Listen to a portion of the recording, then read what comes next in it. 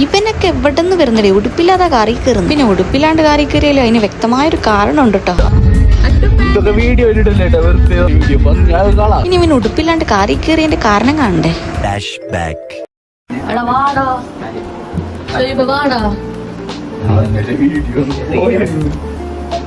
രണ്ടു ദിവസം കഴിഞ്ഞാൽ കോളേജിൽ എക്സാം ആണ്. അതുകൊണ്ട് ചെക്കനക്ക് ടൂറിന് വരാനൊരു മടി. അവനില്ലാണ്ട് ടൂർ പോകാൻ ഞങ്ങൾക്കും ഒരു മടി. പിന്നെ എല്ലാത്തിനും ഒരു അവസാനമൊക്കെ ഉണ്ടല്ലോ. പിന്നെ നമുക്ക് നല്ല വിശപ്പുള്ളതുകൊണ്ട് ആദ്യം തന്നെ ചായ കുടിക്കാൻ വേണ്ടി നല്ല വിശപ്പൊക്കെ ഉണ്ടായിരുന്നു. പക്ഷെ അങ്ങോട്ട് തിന്നിട്ട് എന്താ പറയാ അങ്ങോട്ട് ഇറങ്ങണില്ല. പിന്നെ ഫുഡ് കഴിച്ച പാത്രം കഴുകാൻ വെള്ളവും കിട്ടി. പിന്നെ അറ്റത്തോട് നടക്കുന്നത് നിരാശാകാമുകനൊന്നും അല്ല. ടൂർ വരണില്ല എന്ന് പറഞ്ഞ രാവിലെ മസിൽ പിടിച്ചില്ലേ അവനാ. പിന്നെ ഒരുത്തൻ വലയം തൂക്കി വന്നേക്കാം. അവന്റെ ജിംനാസ്റ്റിക് ബോഡി എല്ലാരും കാണാൻ വേണ്ടിട്ട് ചെക്കന്റെ ഷോ എന്തൊക്കെ കാണണല്ലേ. ഇത് കണ്ട് ഞാൻ മീൻകാരുവിന്റെ അടിച്ചു മാറ്റിക്കൊണ്ടുപോകും. അത് ഉറപ്പാ. പിന്നെ കുറച്ചേരം അവിടെ നിന്ന് പ്രകൃതി ഭംഗിയൊക്കെ ആസ്വദിച്ചപ്പോ ഒരുത്തൻ ചക്ക തിന്നു. പിന്നെ ഇവന്മാർക്ക് ഇതൊക്കെ കണ്ടപ്പോ ഒന്ന് ഇറങ്ങണം എന്നൊക്കെ ഉണ്ടായിരുന്നു. പക്ഷെ എന്താ നമ്മ എത്തേണ്ട സ്ഥലത്ത് എത്തിയിട്ടില്ലല്ലോ. അതുകൊണ്ട് അവന്മാരൊന്നും ഇറങ്ങിയില്ല. ഇവരൊക്കെ ഇറങ്ങിക്കഴിഞ്ഞാൽ പിന്നെ ഇന്നൊന്നും കേറിയില്ല. നമ്മുടെ പിള്ളേരായിട്ട് പറയില്ല, അത്രക്ക് നല്ല പിള്ളേർ. പിന്നെ മെയിൻ ആയിട്ട് ആദ്യം പറയേണ്ട കാര്യം ഞാൻ പറയാൻ വിട്ടുപോയി. ഞാൻ പോകുന്നത് എവിടേക്കാന്ന് അറിയണ്ടേ? ഏകദേശം ഈ പ്ലേസ് ഏതാ നിങ്ങൾക്ക് മനസ്സിലായി കാണുമല്ലോ. എന്നാലും വൈകണ്ട, ഒന്ന് കമന്റ് ചെയ്തേക്ക്. ഇതിന്റെ ബാക്കി വീഡിയോ ആയിട്ട് നാളെ കാണാം. അപ്പൊ ഓക്കെ, ബൈ ബൈ.